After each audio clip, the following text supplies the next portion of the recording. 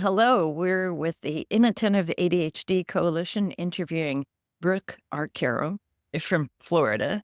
And she's a mom with two kids and a full-time job as an estate manager and has a very impactful story to tell us. But thank you so much for speaking with us today. You're very welcome. I want to hear how it was an emergency that alerted you to the fact that your daughter had ADHD. Did I get that right? Yes, that is correct. Can you She was diagnosed with anorexia in 2000 at the age of 11. And you knew that because she was really in an extreme condition. I had noticed a lot of changes in her eating habits because we were on summer break. She wasn't eating, and we all get a little lazy in the summer. The eating schedule isn't always right as it is during the school season. I just noticed that I could tell that things didn't seem right. So when she went for her physical, I mentioned it to the doctor, but she was within height and weight range. They didn't think there was an issue. But then 6 weeks later, she had lost 14 or 16 pounds. She had other symptoms too by then, right? Oh, yes, definitely. Low heart rate, low blood pressure. She had to be pulled out of school, out of sports and everything because they were concerned about her fainting. That must have been pretty terrifying. Can you tell us a little bit how the anorexia diagnosis led to an understanding that she had ADHD? The doctor we worked with was fantastic. Rather than her having to do inpatient treatment, we found a local doctor to set up a team to help her. And through all of that, because she was then diagnosed with anxiety and depression, that she was needing to be put on medications to stabilize her weight, health, and mental state, shall we say. And then through that process, as she started to get healthier and stronger and weight restored, at that time, he acknowledged with her about school that he believed that she also had ADHD, but it was a big concern because AD medications can lessen their appetites, and that was a big concern that we not do that. It was introduced after we knew that she was stable and being consistent with her diet and her weight. I want to ask you about medication later, but I'm really interested in what you said when we were talking before, that you suspected at one point earlier that she might have had ADHD. What led you to think that? So we had gone to our pediatrician, and she had also been diagnosed in first grade with dyslexia. We were doing quite a bit of tutoring to help correct that. But it's confusing at that time with kids because they're not really old enough to clearly explain how they're feeling and what's going on inside their brains. Her brain was already a little bit mushy, shall we say, because of the dyslexia. She would be doing well on that, but then the teachers would still say she was inattentive. So you have to wonder, is she inattentive because she doesn't really understand what's going on, or is she inattentive because of the ADHD? And when we had done that, the doctor suggested that we try the medication to help see if it helps her focus, to slow her brain down, to help with the dyslexia. Not that it cures the dyslexia in any way, but that it would slow the brain down so she could stay more focused. I went and purchased the medication. I said, okay, I'll do anything to help my child. It was a $200 medication. And when I got it home, I found out that it was a black box drug. I did not know what that meant at the time, but had a friend that had been through a lot of things with her own children, and she explained it to me. My husband and I knew that our daughter just wasn't old enough to be able to communicate properly if she was having any of these side effects. It became not worth it to me.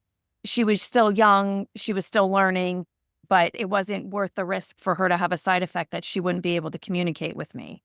Because she was how old then? 7? So you first suspected that she might have ADHD then. And, Correct. And then it sounds like it didn't seem like such a problem. She was managing for a couple of years. I feel like we had so many other problems going on that was not on the top list of. It's such a morass for parents. You have to figure out so many other things. And you had a son who was being Yeah. diagnosed around the same time, right? Yes, correct. So I think with my son, it was a little bit easier because he didn't have all the other things going on. He was tested for gifted at a young age. Reading came easily for him. It was a completely different thing. When you're only dealing with that one issue, you're a little more aware. But when you have a younger child dealing with so many things, you just aren't sure.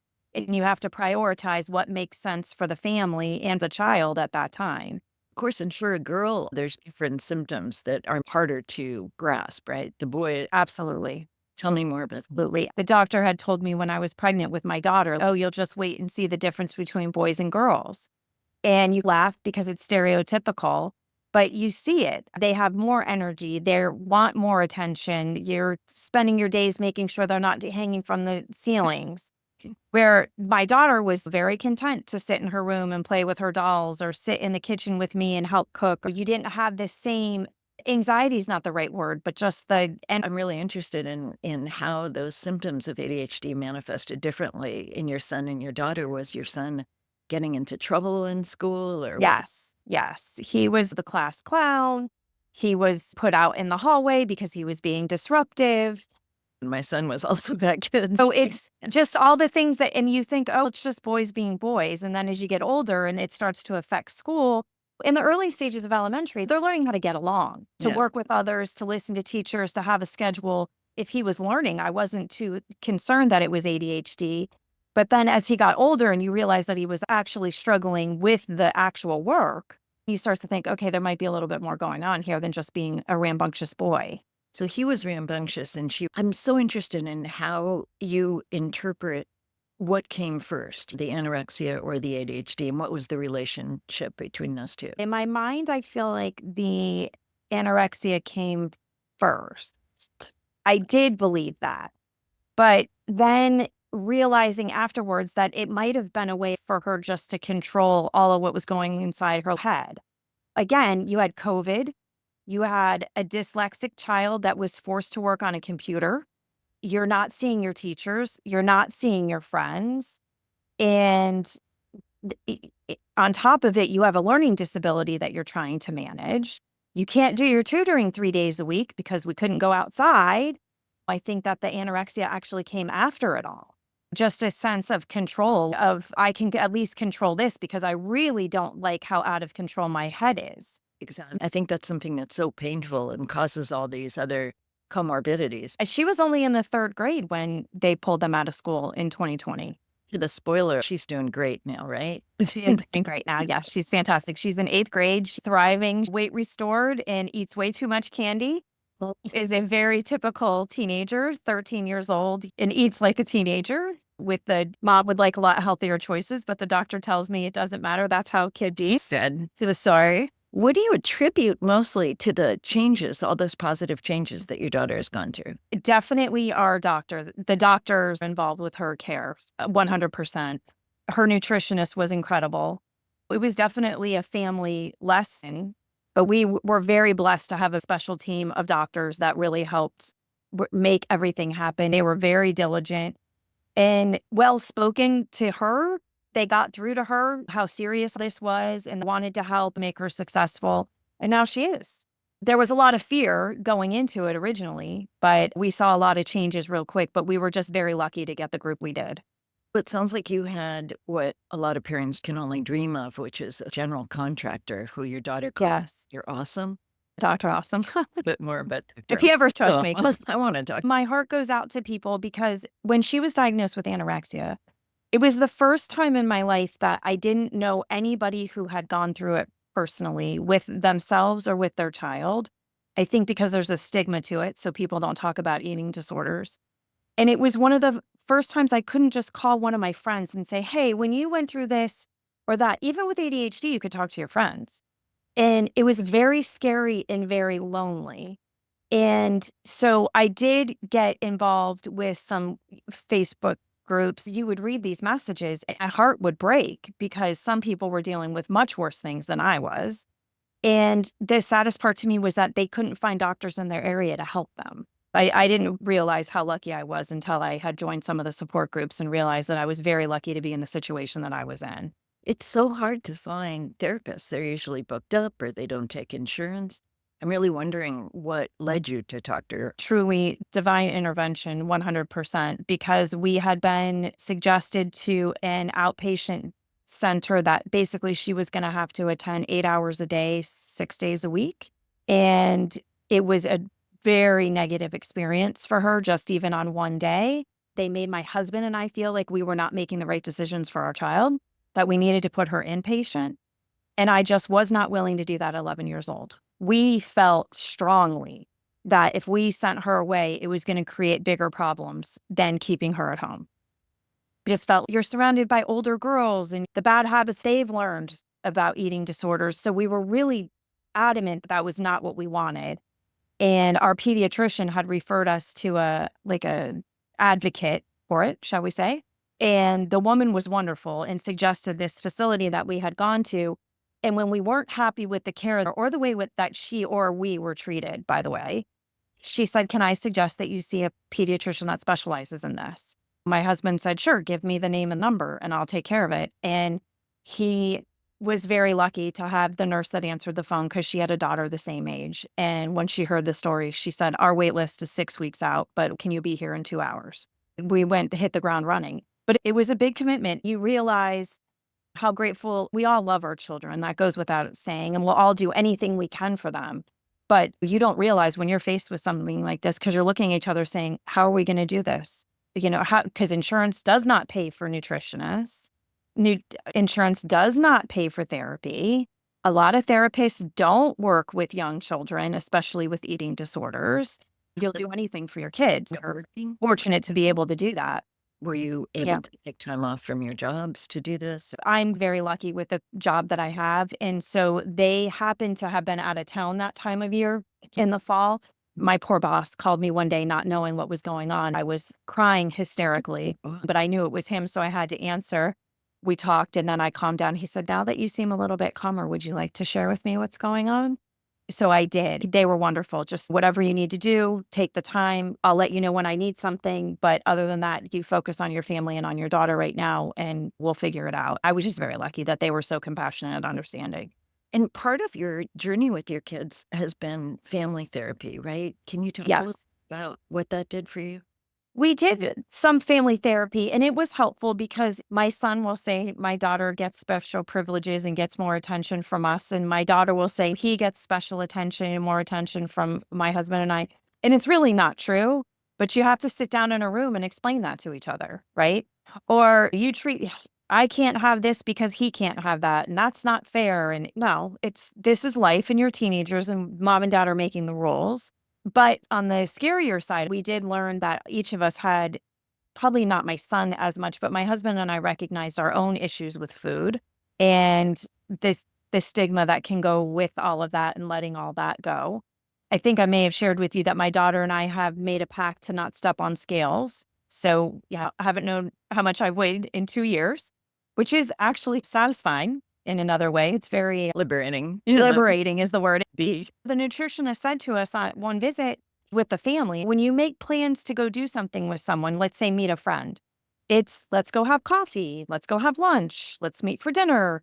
And she said, you have to change the narrative. Everything is so much based on food that you can't do that. You shouldn't, that's not what being social and being together needs to always be based around. But my husband comes from an Italian family, so that's what we do. We eat, right?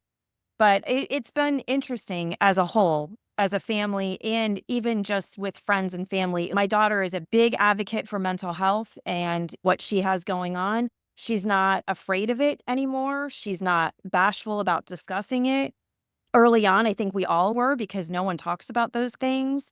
But now she wants to help people. She learned the hard way in middle school that this can be pretty common, especially bulimia. And she has talked friends through it and tries to support them as best that she can, but is also distance herself when she knows that they have unhealthy things going on. God, that's the great outcome. I think that one reason family therapy is so interesting is that lots of families have this identified problem, right? The Right. is causing all the problems. Was that something that We just needed to be more open and discuss things. My husband and I try to shelter our kids sometimes, and we were realizing that maybe that wasn't the best idea, that we had to be upfront. Yes, you're very sick. You could die from this. Or with our son, you do have ADHD, and I know that's hard for you, but we're going to try to help you the best that we can. You just have to, instead of trying to fix it behind the doors, you need to be just upfront and honest. At least in my house, it worked better with my kids. how do you talk to your kids about ADHD? My daughter was more through her physician because he would notice her fidgeting and stuff. We were seeing him weekly for her medication, and he started to pick up on things as she started to feel better. We said, I think she has ADHD too. Really? And he said, yeah, let's talk about this. Let's try this. He would ask her questions every time he saw her, and we talk about grades and things like that. And he was very cognizant of, we had changed schools. She had been sick. So is it really an issue, or is it just a reaction to what's going on? And then he broke through it with her directly and said, I'm confident that this is what it is. Like I said, she's been on honor roll ever since. So I think he was right. I trust him with everything. I guess I'm wondering, when you talk about ADHD with your daughter and your son, do you talk about it as a disorder or No, differently? that you're wired differently. It doesn't make you better or worse as a person. It just means that your brain's wired differently. And for you to be successful, especially in school and in sports, you just need to take this medication to help get the wires to fire And correctly. cross. Everything in your brain doesn't fire the same as it does. And big on, everyone's their own individual. Everyone has different things going on. It shouldn't change your life at all. We're just going to take some medication. It has been difficult with family members and things like, oh, the kids shouldn't take medications or shouldn't this or shouldn't that. And first of all, you don't live here every day. Still a thing. My general practitioner doctor during a visit made a very good, because we were just discussing it. She made a very good point. She said, if your child had diabetes and you had to give them insulin, would you do it? Because it's not an outwardly physical thing that people can see. Why does it make it any different? It's their health. It's their well-being. And that to me said it all, because that's exactly right. You can't listen to everybody else and let people get in your head. You have to trust your doctors. And if you don't, then you need to find a different doctor. This is great advice for parents. Do you have anything else you wish other parents would know? The biggest thing is follow your gut. If you don't feel right about something or something doesn't seem right, find the help that you need. Start with your pediatrician. Ask them. You find how small the community is when you go through something like this. My pediatrician, who didn't specialize in it, knew this pediatrician. They went to school together. It's a small community when you need help, but you have to ask, and you need to not be afraid of it. Most certainly don't wait. That's the biggest thing. If you think something's wrong, do not say, let's see if they're a little bit better in 6 weeks.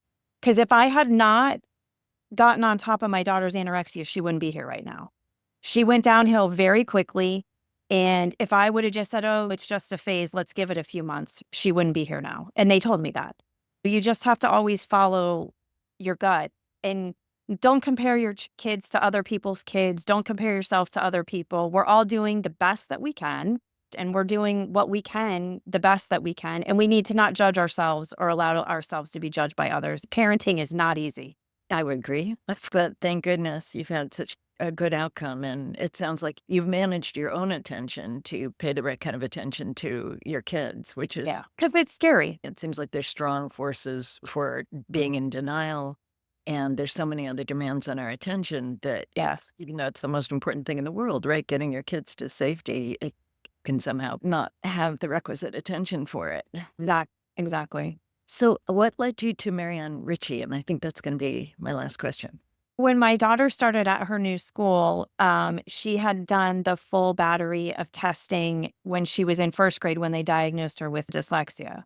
But when I put her in a new school, they wanted updated testing. The school had recommended me to her. To be honest with you, there was a list, and she was the nicest one and the friendliest one and the one that could see me the fastest, because I was up against a time frame with the school on getting it completed. And so when we met with her, my daughter just loved her. And so she did the battery of tests, and then she reached out because she had known what was going on and some research that she was doing, and then worked with my daughter and I during that time to do questions and answers on things that she was doing research on.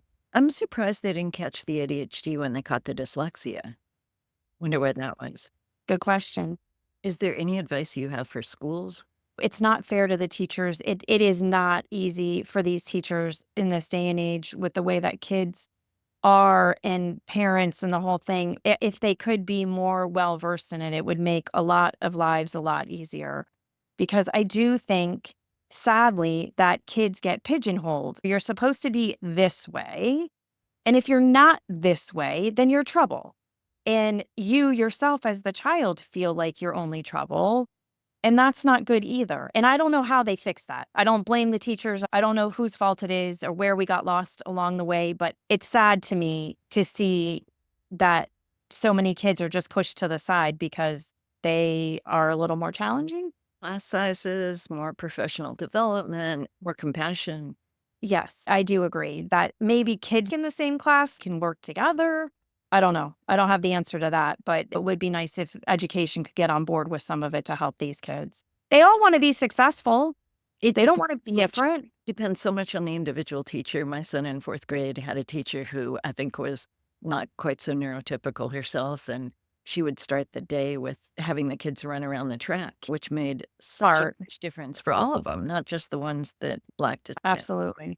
This has just been so interesting and fun to talk with you, Brooke. You guys have been great. Thank you. Great talking with you. You too. Take All care. right.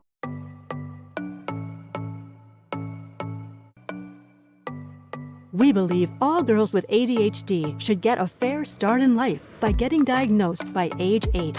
Visit us at www.findtheadhdgirls.org. Thank you.